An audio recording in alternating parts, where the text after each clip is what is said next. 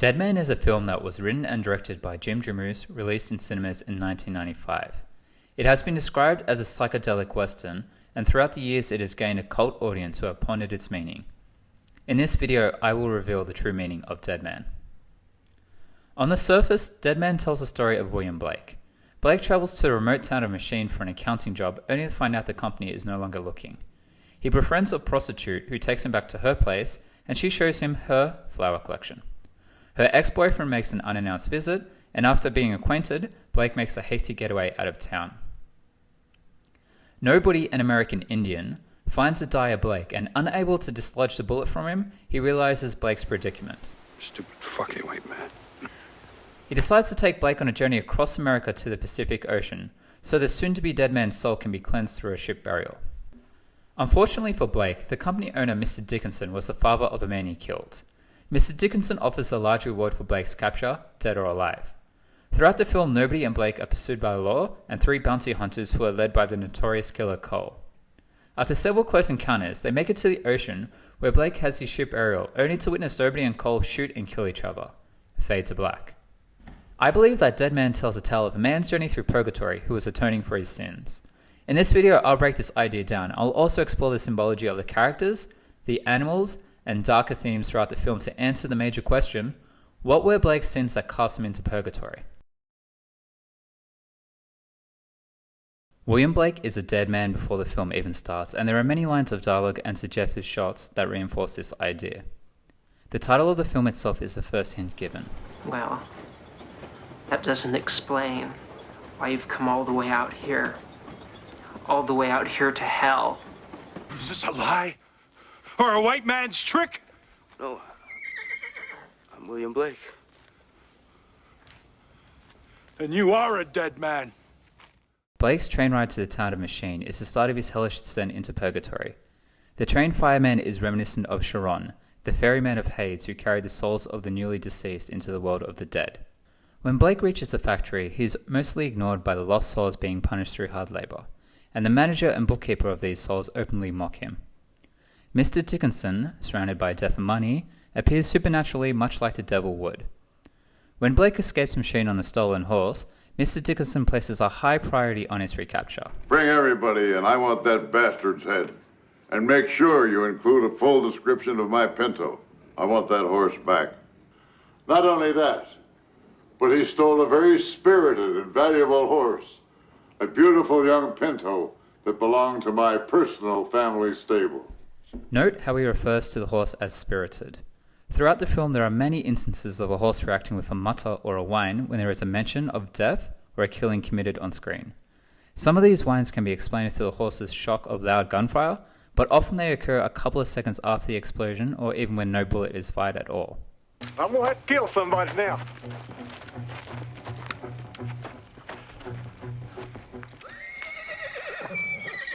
Well, goddammit, I guess nobody gets you.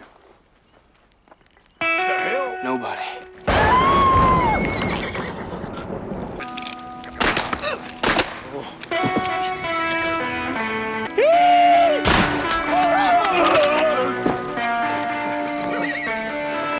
Fuck me. Fuck you. But they hit me on the head with a rifle. All went black. My spirit seemed to leave me.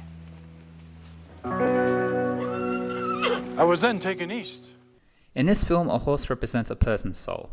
The devilish Mr Dickinson wants the soul back for himself, while nobody wants to guide Blake and his soul safely to the ocean.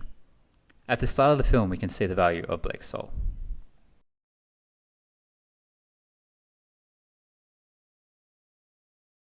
Nobody is Blake's psychopomp. He is a spirit guide providing a passage for Blake into the afterlife. As Nobody leads Blake across America, he provides several tests for him to realize his sins so he can be forgiven for them. Nobody achieves this by giving cryptic advice to Blake. This advice will be looked at in more detail later, but at the moment I want to show the deep connection between Blake and Nobody. This connection can be seen through the costume design and their overlapping histories. In the first half of the film, Blake is often seen wearing a boyish striped suit. When we first see Nobody, he has similar striped face paint on. Nobody also tries on a couple of other clothing items of Blake, revealing more links between the two. He tries on Blake's hat and he mimics him talking while not saying anything. This symbolically suggests that at the time nobody believed that Blake had nothing worthwhile to say, but it also links the two through nobody's real name of Expiche, he who talks loud and says nothing. Nobody tries on Blake's glasses. Just prior to this we have a very blurry point of view shot from him that suggests that he might actually need glasses as well. The story that nobody tells of his childhood has many similar elements to Blake's journey in the film. As a child, nobody finds an elk that sacrifices its life for him. Blake later finds an elk that also sacrificed itself for him. Nobody was travelling on a train trapped in a cage, and this is reminiscent to the start of Blake's journey, where on the train he wears a suit that looks like a symbolic cage. In England, nobody discovered the poet William Blake, and his words encouraged him to escape to the great ocean to go back home. In this film, nobody is repaying this favour back to Blake, taking him to the ocean so his spirit can go back home. When nobody reaches America again, he witnesses atrocities. Near the end of the film, Blake shares this exact same vision. Nobody and Blake are bonded together in Purgatory, and their mutual understanding and love for each other grows throughout the film to the final poignant moments. If nobody is the yin of Blake, then Cole Wilson would be the yang. On the surface, Cole wants to capture Blake for the reward, but symbolically Cole represents Blake's dark past that wants to catch up and consume him. There isn't as much history given in the film about Cole's background as there is with Nobody, but there are several notable connections that we can make between the three main characters. At the metalworks factory, Blake is confused to be and referred to as Mr. Black. Look, Mr. Black, I'm a very busy man.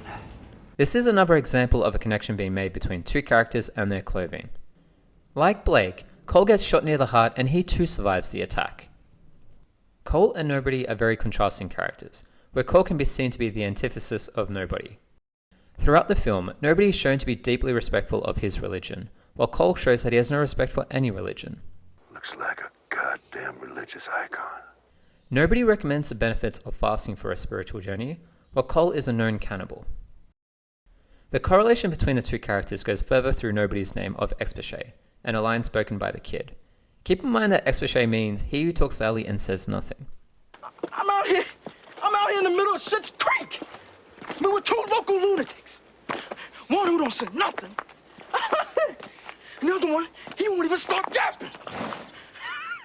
On the surface, this quote is referring to Cole and the talkative bounty hunter Twill, but I believe that through this quote and Expiche's name, the film is actually referring to the duality between the outspoken spirit guide of Nobody and the dark brooding past that is Cole. They are two sides of the same coin that is William Blake. Both of them has an end goal that involves Blake's death, but for contrasting reasons. Right at the end of Blake's journey, we can see the two characters meet and kill each other. Symbolically, the struggle between the light side and the dark side is over for Blake, and his journey through Purgatory is over. William Blake doesn't fit into either native or white society. He isn't adept at surviving in the wilderness. He is laughed out of Machine's factory, and clearly doesn't belong with the locals in the bar.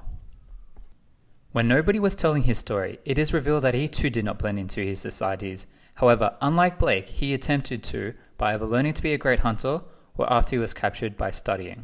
Blake does not seem to naturally possess the same desire of learning, and when originally given advice, he humours or ignores it. We cannot stop the clouds by the building of a ship. What? What did you say? You know, I've had it up to here with this Indian malarkey. I haven't understood a single word you've said since I met you. Not one single word. His indifference to learning culture can also be seen when he approaches the fur traders. One of them asks, What's a philistine? and as an answer, Blake walks in as a physical embodiment of it. Nobody recognizes that Blake is a Philistine, someone who is hostile to art and culture, and he takes upon himself to teach Blake Native American culture so that he can be redeemed in the eyes of the Great Spirit. One often asked question is this William Blake supposed to be the reincarnation of the real poet? In the film, we can see that when Nobody studied the poet, he could clearly see an image of him on the front page of his book. This portrait looks nothing like Johnny Depp. On the surface of the film, it seems that Nobody is still convinced that Blake is a real poet, and his goal is to make Blake remember his poetry. I don't believe that Blake is a reincarnation, nor does Nobody truly believe this, but rather this is a method he uses for Blake to remember his past violence and sins before Purgatory. The connection between violence and poetry in the film is overt. Don't understand. But I understand, William Blake. You were a poet and a painter. And now You are a killer of white men. That weapon will replace your tongue. You will learn to speak through it. And your poetry will now be written with blood. You William Blake? Yes, I am. Do you know my poetry?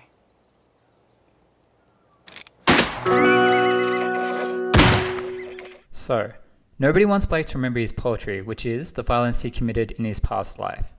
If he can get Blake to remember his sins, Blake can then find penance to move on to the next stage of being. But what was this violence and what were his sins that I've been alluding to? To answer this question, I believe the pivotal scene that reveals this is when Blake gets punished for the first time. This is when he gets shot. On the surface, this scene is of a former lover of Thel, Charles Dickinson, who walks in and compromises two new lovers and ends up in a shootout.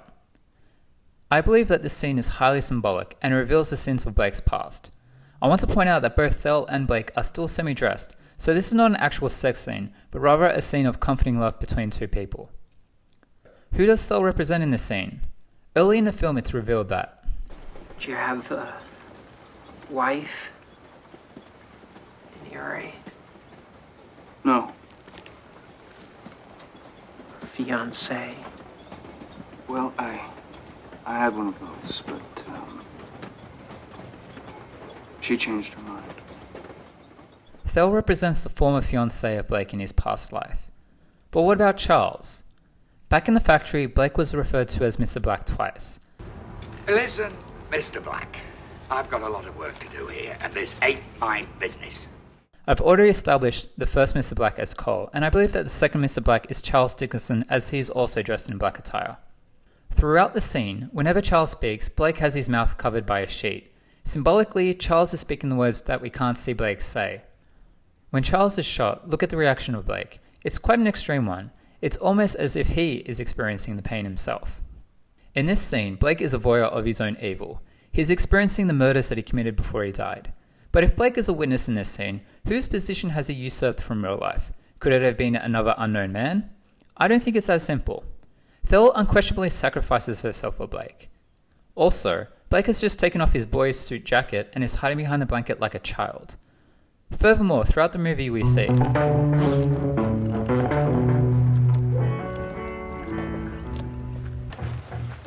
Walk proudly, William Blake. Thanks to goddamn Mr. Dickinson, huh? God damn it. Jesus, Cole. He's just a kid. Yes, I believe that in his past life Blake murdered his fiancée and child. He's travelling through Purgatory to make amends for this horrific act. In this scene he is a witness of his own atrocities, and as a result of these acts he needs to be punished. In this scene he is punished for the first real-life murder, and then later in the film when he is shot again, he is punished for the second murder. Now that we understand why Blake is in Purgatory and why he is being punished, we can start to look at his journey with nobody and unpack the cryptic advice, the symbolism and metaphors.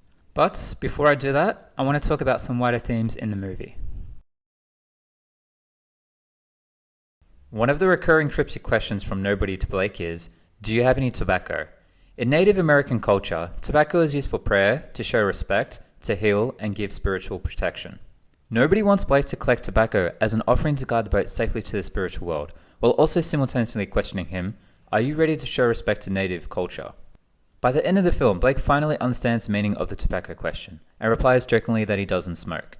Nobody cries in happiness. Nobody. I don't smoke. Thel is the first person to ask Blake if he has any tobacco, and this reinforces the idea that Blake is in Purgatory from the beginning of the film. Hey, Bill, you got any tobacco anywhere? No, I don't smoke. Another theme of the film is genocide. Numerous shots of either human skulls, charred bodies, or skeletons in them. Two sections of the film that caught my attention were... Look! They're shooting buffalo!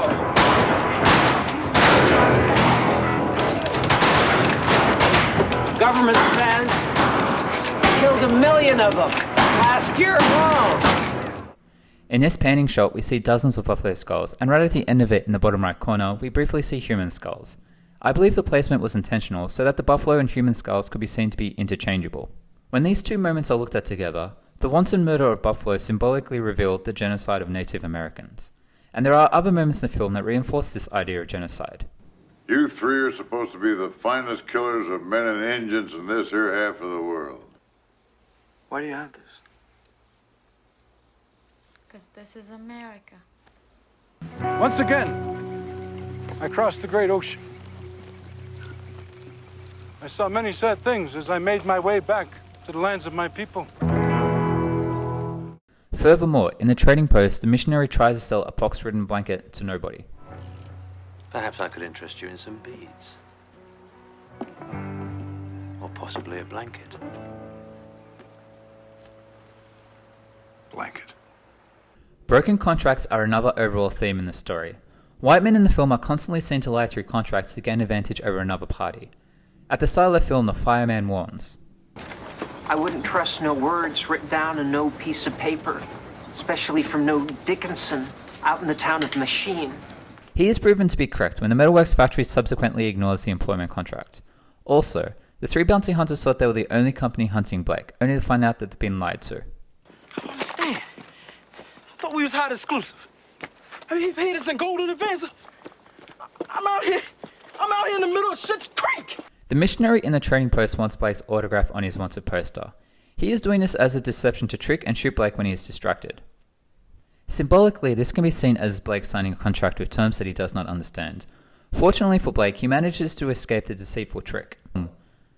In this film, white men are represented to have no respect, they are mass murderers and cheating tricksters. It's no wonder that nobody refers to them as stupid white men. Now that we understand the major themes of the movie and why Blake is in Purgatory, we can look at his journey in redemption. There are several key moments that I believe redeemed Blake in the eyes of nobody and hence the Great Spirit. I will go through them in order. At the start of the film, nobody soon realizes that Cole is following them and he gives the opportunity for Blake's input. Maybe we should,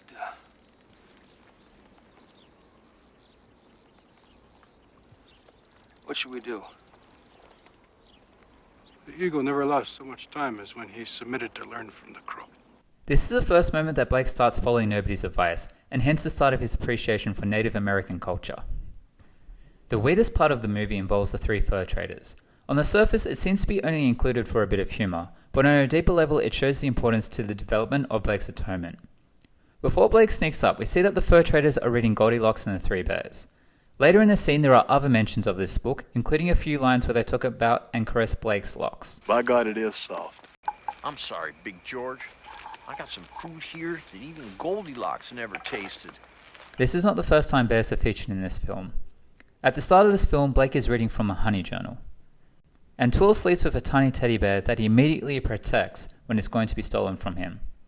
All of these seemingly unrelated oddities build up to this scene with the fur traders.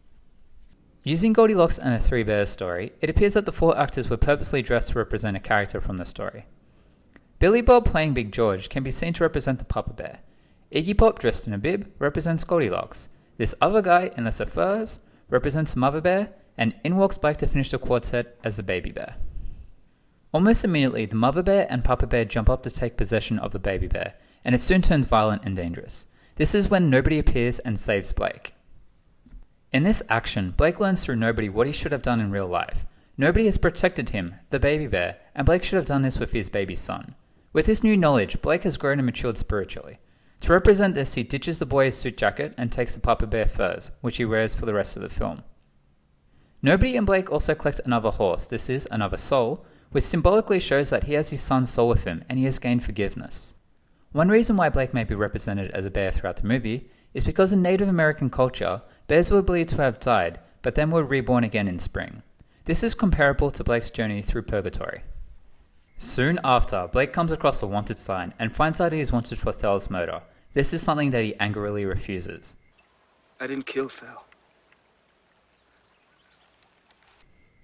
Even though he has made great strides in the acknowledgement of his child's murder, symbolically Blake is still refusing to admit to the murder of his fiancée. He completely blocks out the possibility of it to the disappointment of nobody. Your actions are useless. At night, nobody takes peyote and rejects Blake's participation in it.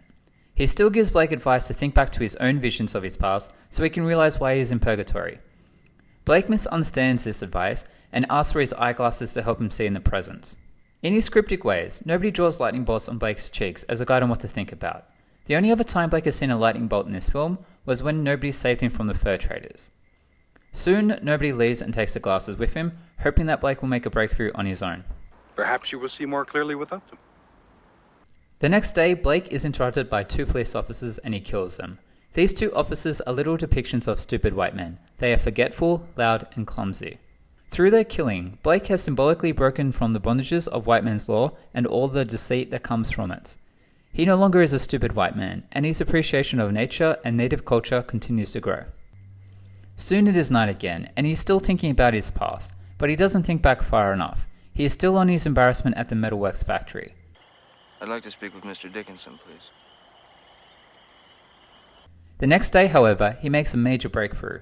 He has thought back far enough to his murders, and this is represented by him finding the body of a killed fawn. Finally, my elk relatives took pity on me, and a young elk gave his life to me. I never stopped loving Don't!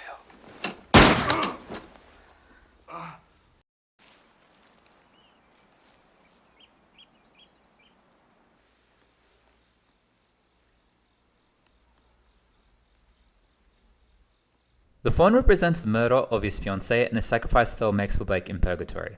In this scene, Blake remembers the destruction and pain he has caused, and this is symbolically shown through the death of an innocent fawn. During his journey in purgatory, nobody has taught Blake the value of protecting those that are precious to him, and as a result he now feels a sense of great remorse. Blake lays with the fawn asking for forgiveness for his past sins. He has now accomplished a major step in his penance. After he has found penance, he is tested again. Blake walks upon what seems to be a mating bear who turns to attack him. He tries to shoot his gun, but by an act of God it doesn't fire.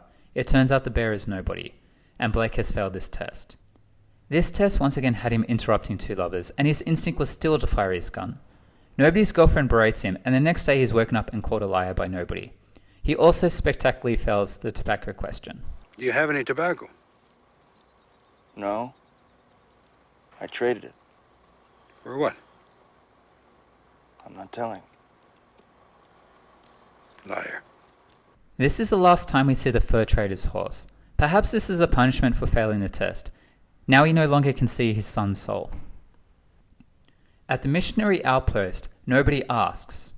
I see you've acquired a new weapon. Oh, yes. A Winchester. Here. Take it. No. No, really. Take it. I took it off a dead white man. Did William Blake kill this white man? Yes. William Blake killed the white man.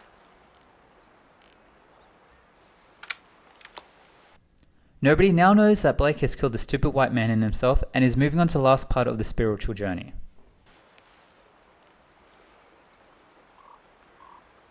We need a canoe. In the trading post, Blake kills the lying missionary. In this act, he has permanently broken from the racism, the lies, and the intolerant white man's religion. His spirit has been freed, and this is further backed up with nobody's line. I'll free the horses. As established before, Blake is punished a second time for the second murder he has committed in his past life. On the canoe, even though his spirit is freed, it is still scared for him, for he still needs to complete the rest of his journey through purgatory. Blake is dragged through the Indian village, and the elders accept him as one of their own. We know this because he is adorned in an outfit that is similar to the elder in the middle. Both outfits have 2 patches of whales.